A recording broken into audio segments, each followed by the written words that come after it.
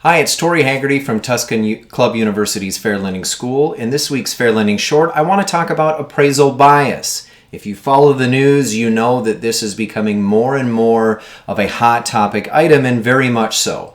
What is appraisal bias? Most simply, appraisal bias is when an appraiser artificially deflates the value of a home that's owned by a minority borrower and or is located in a high minority neighborhood. In other words, a home that should have the same value as another home gets devalued because it's either minority owned or in a high minority neighborhood.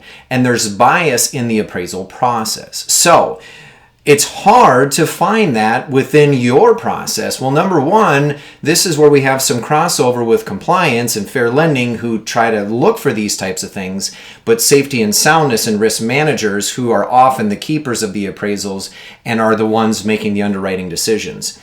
Those individuals in your underwriting department need to be aware of this issue. They need to keep their fingers on the pulse of values of homes in your area. And when you see something, you need to say something. Okay, this is really difficult, but there are times you have to push back and say, these appraisal amounts don't make sense. There's also a way that you can monitor this through your HMDA data. Now, it's not a hard and fast way of doing it, but there's very few ways to monitor this, and this is one of those ways to do it.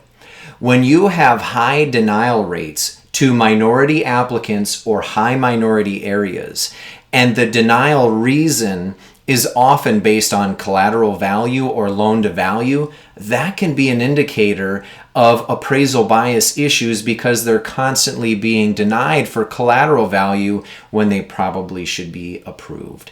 Have these conversations. You need to cross over organizational boundaries between compliance and fair lending and your safety and soundness and risk management and talk about these appraisal bias issues and make sure that underwriters are aware. And if you find appraisers that aren't doing their job, you need to push back and potentially find new appraisers, because these issues, if the regulators find them, will not fall on the appraisers.